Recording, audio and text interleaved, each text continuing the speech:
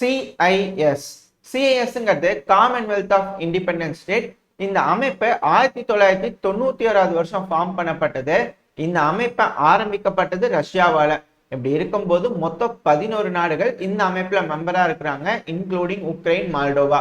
இப்படி இருக்கும்போது ரஷ்ய அதிபரான விளாடிமிர் புட்டின் அவர்கள் சிஐஎஸ் மெம்பரே வாங்க மீட்டிங் போட்டுக்கலாம் அப்படின்றது போல கூப்பிட்டு இருக்கிறாங்க. இந்த மீட்டிங்க்கு பல நாட்டு தலைவர்களும் வந்திருக்கிறாங்க. இந்த அமைப்புல Azerbaijan, Armenia, Turkmenistan, Kazakhstan, Moldova, Ukraine 11 நாடுகள் இருக்காங்க. இப்படி இருக்கும்போது மால்டோவா, உக்ரைனும் வருவாங்களா அப்படின்ற சந்தேகம் தான்.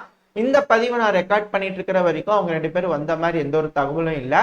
ஆனா அர்மேனியா, அசர்பைஜான் தரப்புல இருந்து வந்திருக்கிறாங்க. துர்க்மெனிஸ்தானோட பிரசிடென்ட் வந்திருக்கிறாங்க.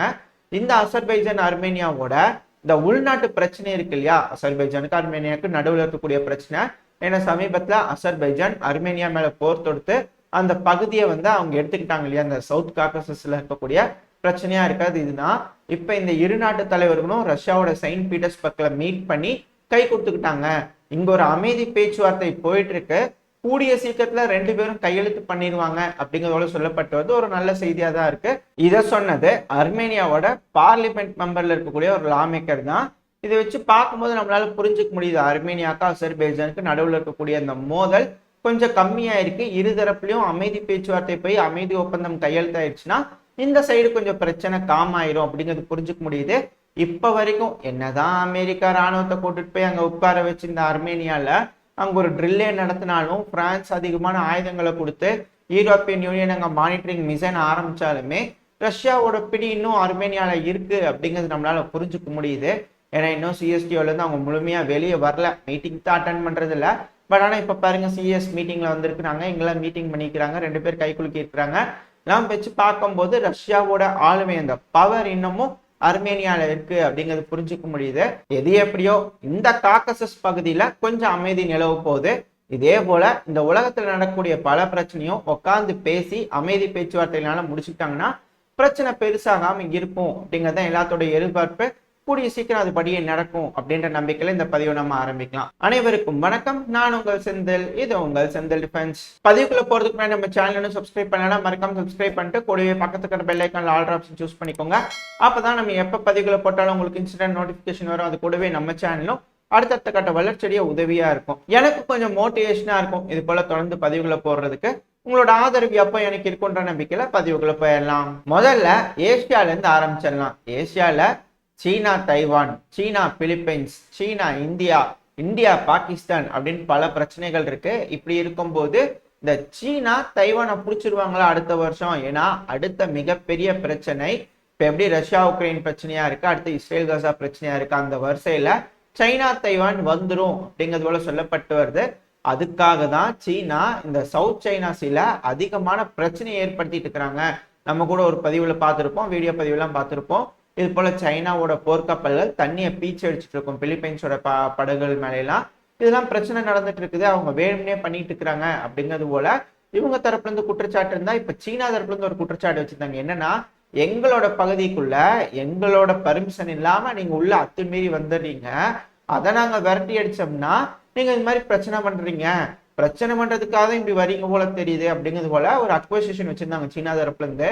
அதுக்கு பிலிப்பைன்ஸ் தரப்புல இருந்து நாங்களா பிரச்சனை பண்றீங்க, இன்னொன்னு உங்க பகுதி இல்லைங்க, இது நார்மலான எக்கனாமிக் எக்ஸ்க்ளூசிவ் ஜோன், அதுவும் இல்லாம இதுல எங்களோட பகுதிங்க, இதை உங்களோட பகுதி நீங்களா, அதாவது இந்த கடல் பரப்பு, அந்த கடல் பரப்பே அவங்களுக்குன்னு சொந்தம் பண்ணிட்டு இப்ப நீங்க எங்களையும் வர உள்ளீங்கன்னா எப்படிங்க அப்படிங்கிறதோட பிலிப்பைன்ஸ் தரப்புல இருந்து கேட்கறாங்க. ராணுவ தரப்புல இருந்து நாங்க எந்த ப்ரொவோகேஷனும் பண்ணல, நீங்க தான் பண்றீங்க அப்படின்ற குற்றச்சாட்டு திருப்பி போட்டுக்கிறாங்க. இதுக்கு சீனா தரப்புல இருந்து என்ன பதில் வரப்போகுதுன்னு பார்ப்போம். அடுத்தது இந்த தைவான் பிரச்சனை. சமீபத்துல, அதாவது போன பதிவுல பார்த்திருப்போம், ரஷ்யா மேல சாங்ஷன்ஸ் வேற போட்டுக்கிறாங்க தைவான்.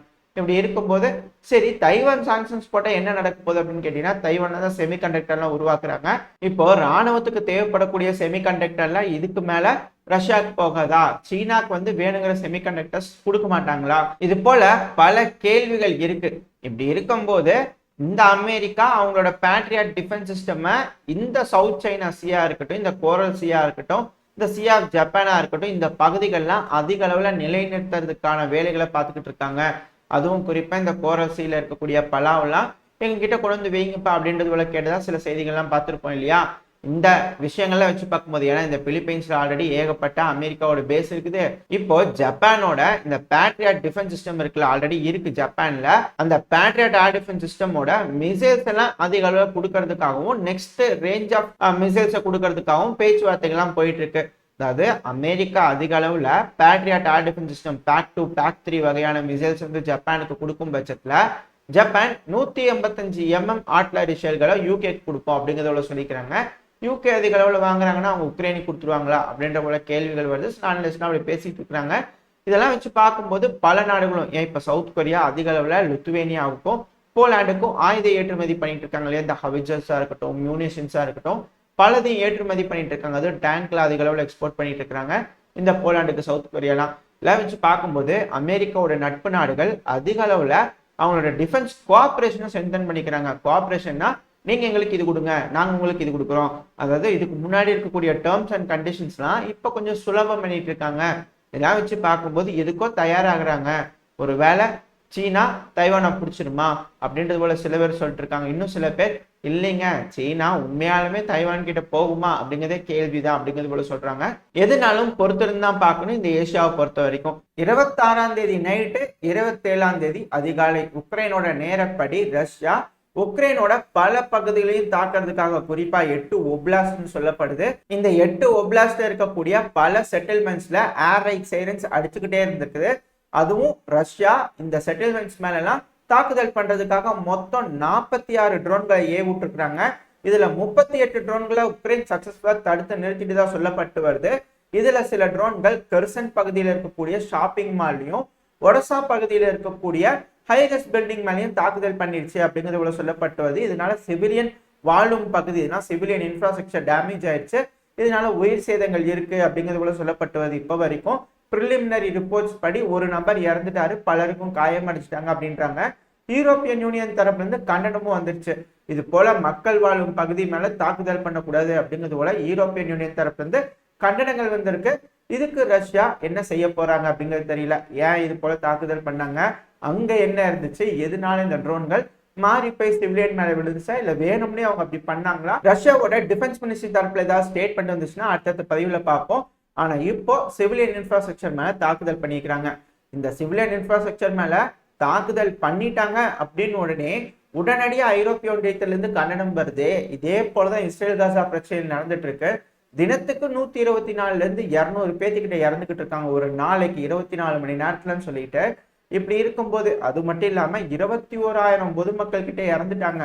இப்படி இருக்கும்போது யூரோப்பியன் யூனியன் தரப்புல இருந்து எந்த ஒரு கண்டனமும் போகல அப்படிங்கிறது போலதான் துருக்கியோட அதிபரான எர்டகன் அவர்களுக்கும் இருக்கு. அதனாலதான் இது போல செய்திகள்லாம் அவர் காரசாரமா அவரோட ஸ்டேட்மெண்ட்ஸ் எல்லாம் வந்துட்டு இருக்கு. அதை வச்சு பார்த்தாலே புரிஞ்சுக்க முடியுது.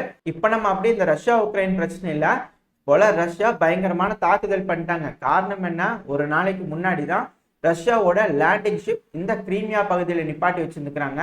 அந்த ஷிப்போட பேரு நோவோசரஸ்கி. இது ஒரு லேண்டிங் ஷிப். உக்ரைன் அந்த ஷிப்பை குறி வச்சு தாக்கும் போது அந்த இடத்துல இருக்கக்கூடிய மியூனிஷன்ஸ் எல்லாம் தீப்பிடிச்சு மிகப்பெரிய வெடிச்சுதான் கேட்டிருந்திருக்கு. அதுக்கு பதிலடி கொடுக்கும் விதமா ரஷ்யா இது போல ட்ரோன் தாக்குதல் பிரம்மாண்டமா செஞ்சிருக்காங்க அப்படிங்கிறது போல அனலிஸ்ட் அப்படின்னு சொல்லிட்டு இருக்காங்க. எது எப்படியோ இது போல தாக்குதல்கள் இருதரப்புலையும் வீரியம் அடைய ஆரம்பிச்சிருச்சு. இதோட இந்த பதிவை நம்ம முடிச்சுக்குவோம். இந்த பதிவு எப்படி இருந்துச்சு, உங்களுக்கு பிடிச்சிருக்கா? பிடிச்சுன்னா லைக் பண்ணிட்டு உங்க ஃப்ரெண்ட்ஸ் அண்ட் ஃபேமிலியோட ஷேர் பண்ணிக்கோங்க. அது கூடவே மறக்காம இந்த பதிவு எப்படி இருந்துச்சுன்னு உங்களோட கருத்துக்களை மறக்காம கமெண்ட் செக்ஷன்ல சொல்லிடுங்க. இந்த பதிவு நல்லா இருந்திருக்குன்ற நம்பிக்கையில் அடுத்த பதிவுல உங்களை சந்திக்கிறேன். அது வரைக்கும் ஸ்டே சேஃப். By by.